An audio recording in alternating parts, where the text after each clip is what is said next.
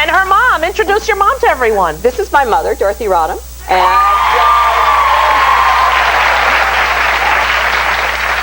I just told Rosie that she would never do this for anybody but Rosie. Although maybe now you've got a new career, Mom. I mean, maybe this is, Well, I'm the perfect mother. Well, you do. You look like you walked out of Central Casting. You know what I mean? You've got that American face, that bake me some cookies kind of look. You know what I mean?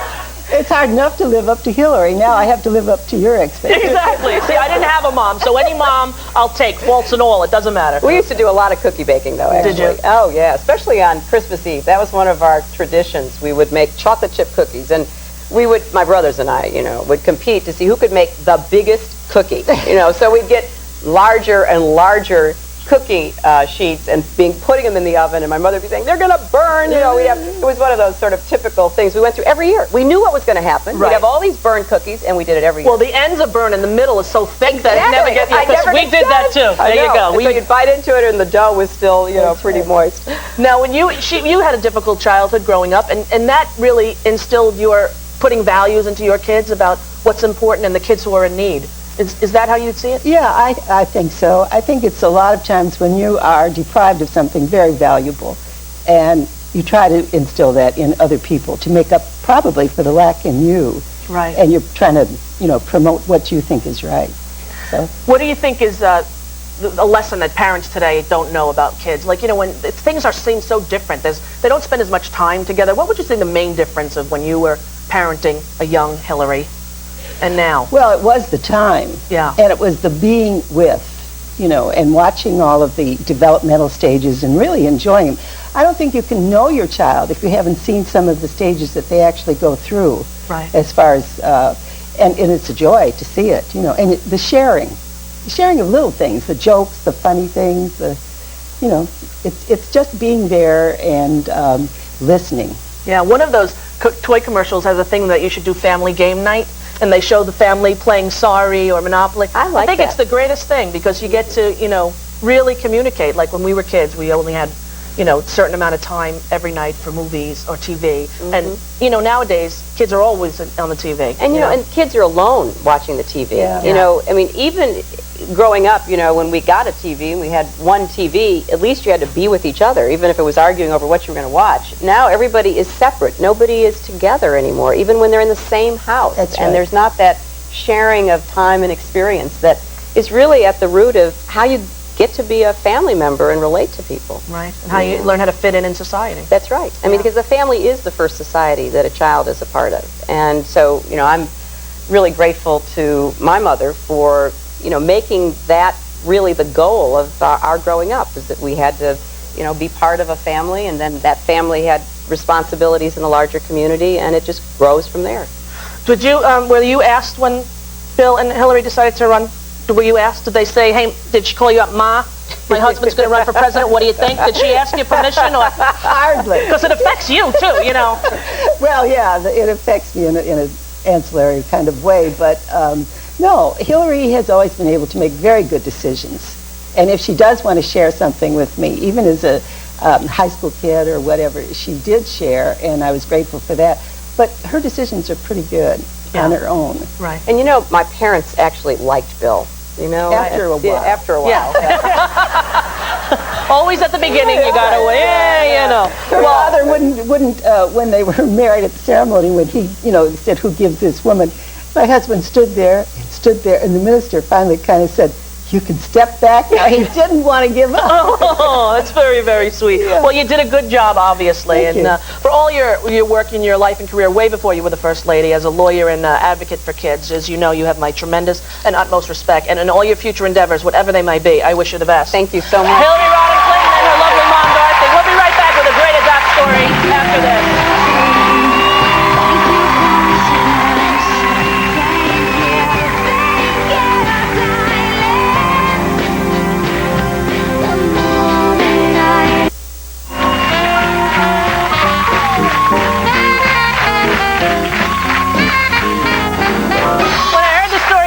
Guest, it truly made me believe there are people in this world who are celebrating the holiday spirit all year round.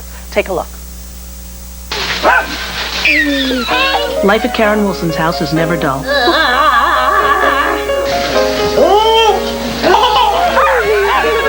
Hey, look, She has 14 kids living at home, 10 of them in diapers.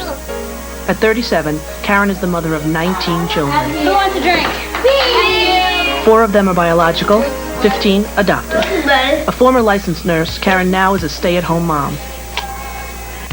Along with husband Larry, Karen is fulfilling a lifelong dream of parenting children with special needs.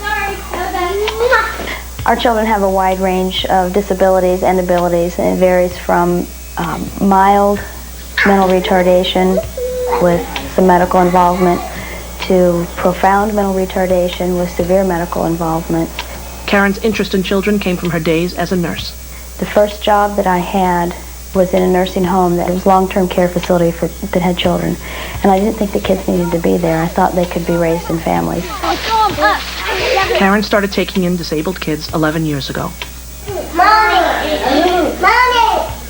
She made it her life's work to give these kids a loving home and full medical care. Here, take your pill. I'm Gordon Worley. I'm a developmental pediatrician on the faculty at Duke University Medical Center. I've known Karen about 5 years. I've worked together to care for now 9 children. She's special to them and they're special to her. She identifies problems, she knows how to manage them, so that's the medical aspect, but she's giving them love and providing them a constant environment where they learn that they can depend on someone in the world. Brandon was the first child that Karen adopted. He was born with Down syndrome and a heart defect, which was repaired when he was 6 months old. Today, he's a healthy and happy 11-year-old. Since Brandon, Karen has adopted 14 more disabled children, each with a complex variety of special needs. Devin, for example, was born with massive hydrocephalus, or water on the brain. His birth mother was told that he will never know you, he will never have a conscious thought, and Devin is 3 years old now, and not only does he have a lot of conscious thoughts and knows me, he's the most opinionated little kid I know. 6-year-old Brianna was adopted only a year ago and is a much-loved addition to the Wilson home. She has Cornelia de Lange syndrome, or CDLS. It's a genetic syndrome that's characterized with short stature, often limb anomalies, and different facial features. A lot of people are kind of taken aback by the way she looks, and oftentimes we get really very rude and ugly stares. And I was getting to the point where I felt like, something is wrong with humanity. And right about that time, this lady came by, and you could tell the smile on her face was genuine. She just told me how beautiful this child was, and it just fixed it all. And the undisputed comic of the family, 4-year-old AJ. AJ came to us at the age of 2 weeks. He was a little teeny tiny 4.5-pound baby, and he has Down syndrome. If you could pick a profession for AJ, it would be a professional clown. You gonna get some rocks? Along with the joys came the sorrows. Karen and Larry adopted 2 more children who were terminally ill. Holly suffered from trisomy 13, a fatal genetic disorder. When I touched her, I really felt something, and I knew that she just wasn't like the rest of us. Holly was very, very special. With the Wilsons' tender, loving care, Holly lived to be 60 days old. A year later, the Wilsons adopted another newborn baby, Hannah. Hannah had picked up a virus that had done just massive destruction to her brain. So basically, Hannah was left without any brain at all, just a brain stem. Hannah did know us. She had a special person, which was my daughter Christina, who was 19.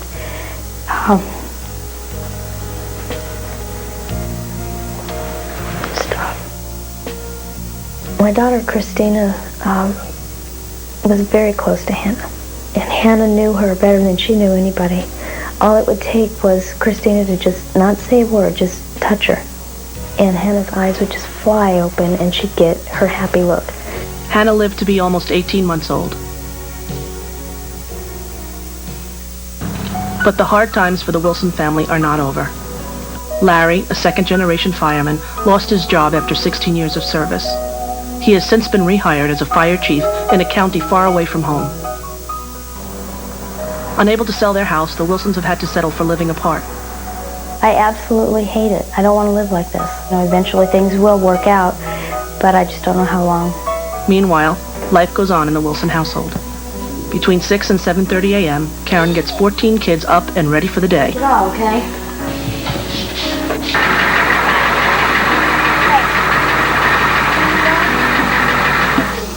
Housework gets done when there's a free moment. Karen's kids chip in to help. A lot of people don't understand why we choose to do what we do when there is a lot of heartache. When you fall in love with a special child, a handicapped child, you reach a whole different level of love, much, much, much more intense. You know that really incredible feeling you get the first time your child smiles? I get that every day.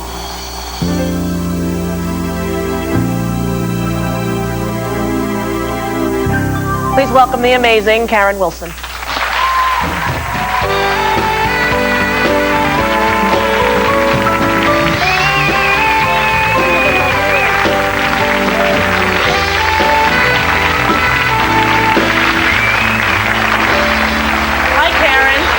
Very nice to meet you. Nice to meet you, too. When they told me this story, the producers, they said there was a woman who had adopted all these children, and did we want to do a piece? And I said yes. They showed me the piece a few days ago, and I was shocked to find out that we are the same age.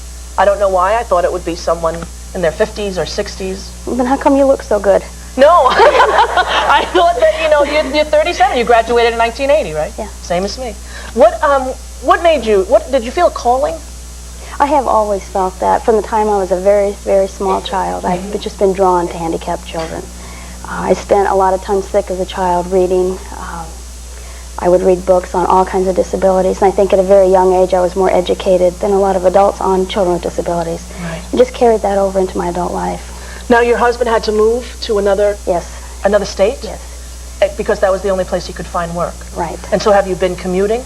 No, actually it's too difficult to commute with all of our children. There's too many kids, too many machineries, things that they have to be hooked up to at all times. And he's in a very small one-bedroom apartment. So there's no way to take all the kids there. And he's not been able to come home because he doesn't have a dependable enough vehicle to get him back and forth. And we don't want to take that risk that he may come home and then not get back to work because the vehicle may break down. Right. So how long has it been since you've seen him? A month. Well, he's here. Come on out.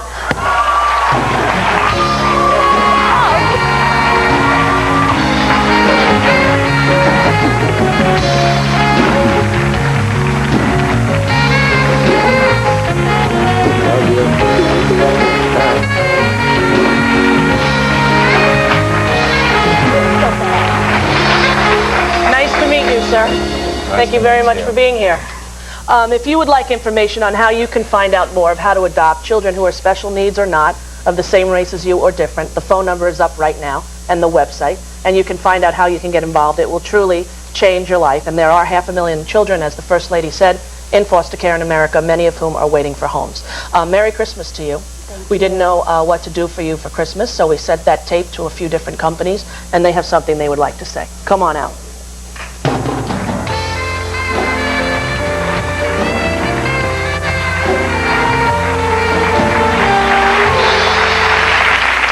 I'm Jonas Lee from giftcertificates.com, and it's our pleasure to present you with $20,000 in gift certificates from giftcertificates.com. I'm Steve Bartolone, and on behalf of all of us at General Motors and Chevrolet Motor Division, Larry, when you get back to Atlanta, Georgia, waiting for you is a brand new Chevy Express passenger van. So on behalf of Chevrolet and General Motors, Merry, Merry Christmas. Hi, Caroline. I'm Gary Briggs. I'm with ourhouse.com, and together with Ace Hardware, we just bought your house in North Carolina.